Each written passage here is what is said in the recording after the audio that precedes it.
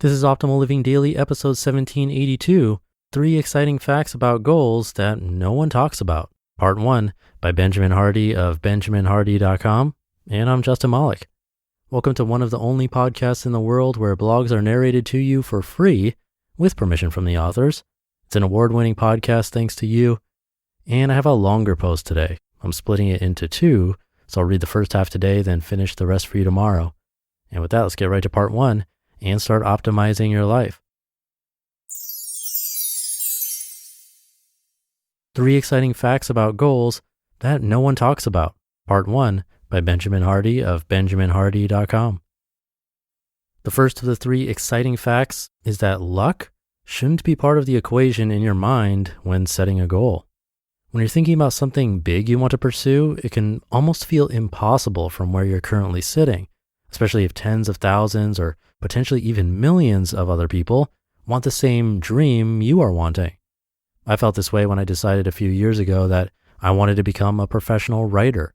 With literally millions of people attempting to write for a living on the internet, it seemed like luck had to be involved.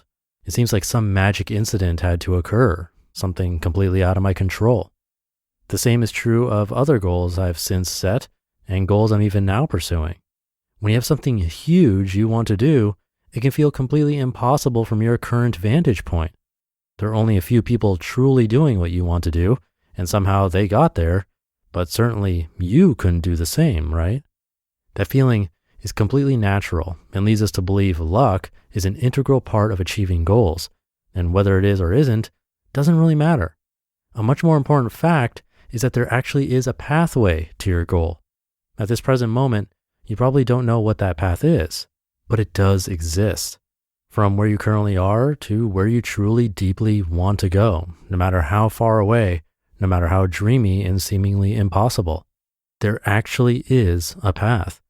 And even more interesting is that the behaviors you need to do to achieve your goals are not rocket science.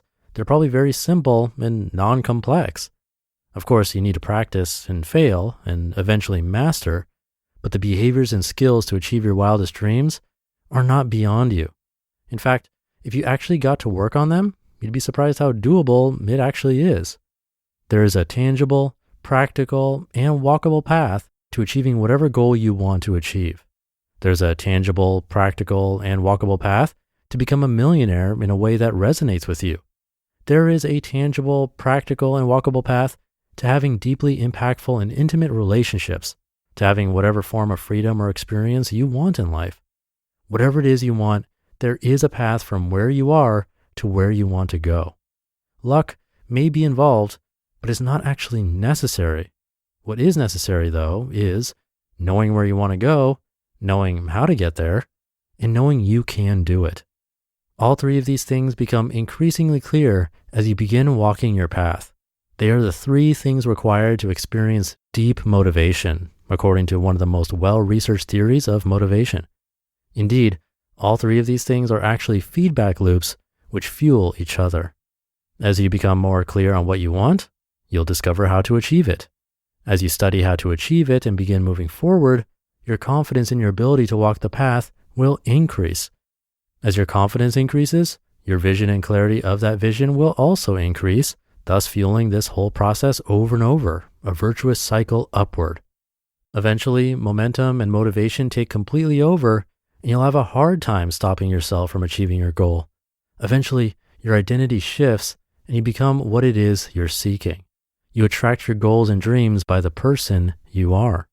In every instance, you become the person who can have the goal before achieving it. It is because your identity fully embraces your future results that those results become yours. As you learn and act and move in the direction you want to go, you'll change as a person.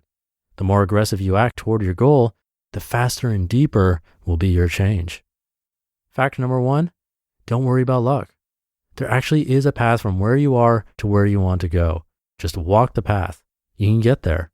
It's not as complex as you're making it. It may seem impossible from here, but it's not. Soon enough, you'll start to realize that it's actually not as hard as it seems. And you'll wonder why so few people strive for big and amazing things in their lives. You'll wonder why so many people sell themselves short. One of the main reasons they do is because they genuinely believe luck is a core factor. It's not. Fact number 2, hear that in tomorrow's episode.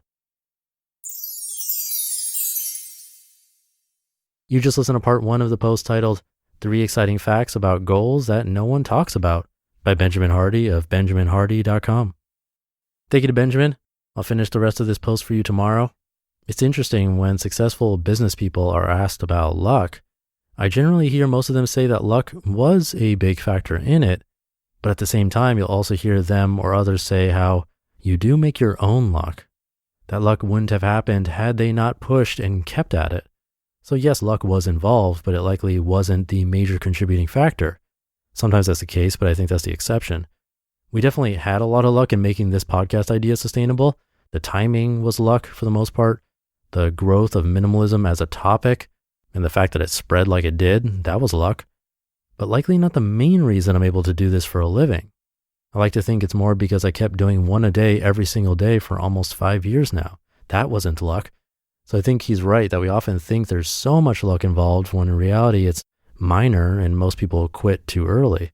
Persistence is likely a bigger contributing factor. And we'll see what he has to say tomorrow in the second half of this post. So with that, thank you for being here and listening every day, and I'll be back tomorrow to finish up this post where your optimal life awaits.